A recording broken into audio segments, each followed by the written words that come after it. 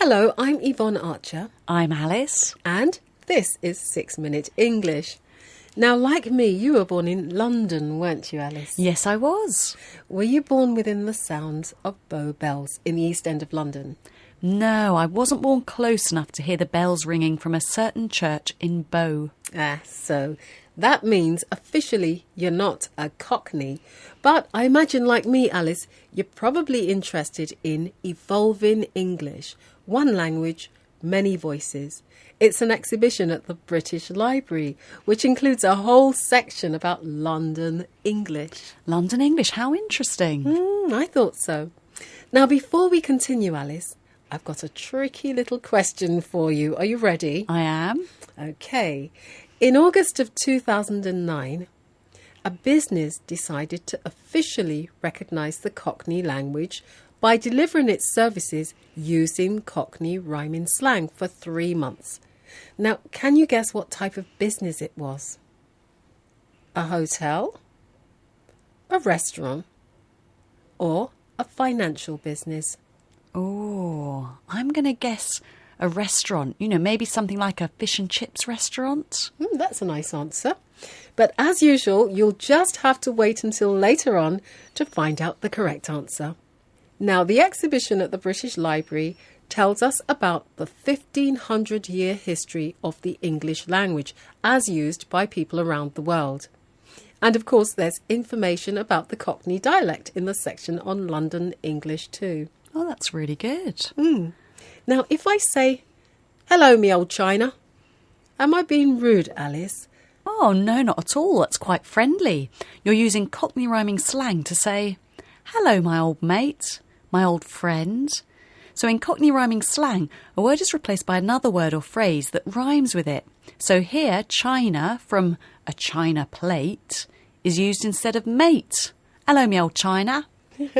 OK, Cockney rhyming slang was and is still sometimes used in the East End of London, mainly by working people. It's changed over the years. So let's hear from the exhibition's curator, Johnny Robinson. In London today, we do still hear that traditional Cockney that's been around for a long time, but also we get British Asian English speakers, London Jamaican speakers, and so that's been going on for, 1,000 years, people coming into contact with each other and gradually changing the sounds and the words and the vocabulary that we hear. So people of Asian and of Jamaican descent, for example, speak their own versions of London English, including Cockney. And as they've come into contact with people who speak traditional Cockney, it's changed.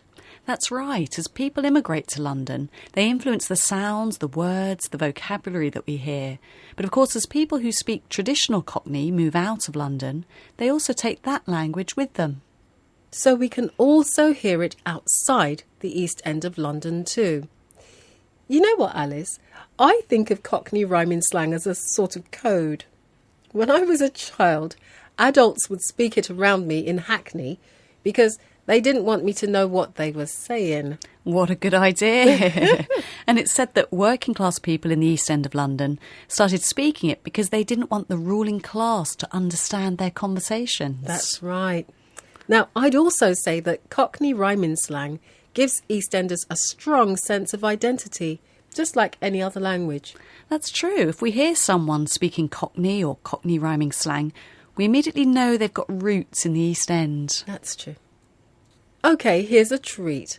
Let's hear Paul Ross from BBC Radio London's Breakfast Show reading out a message from a listener. But it's all in Cockney rhyming slang.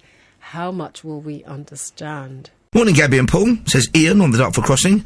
Woke up this morning, had a jimmy, had a dig in the grave, cleaned me corned beef, put on me trousers, put me wallet in me sky, came down the apples and pears, got in the jam jar, and I'm now on my way to work. Or in my case, as Ian, shirk.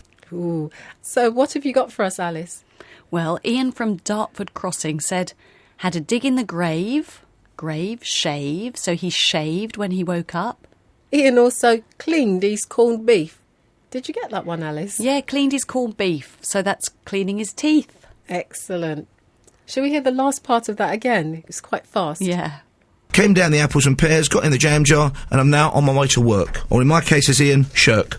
It came down the apple and pears, meaning stairs. And then he got into his jam jar. His car. He got into his car. Now, before we go, it's time for the answer to today's question. Earlier, I told you that in August of 2009, a business decided to officially recognise the Cockney language. And it did this by delivering its services using Cockney rhyming slang for 3 months. But what type of business was it, Alice? I thought it might be a restaurant selling something like fish and chips. Good idea. But no, it was actually the financial institution.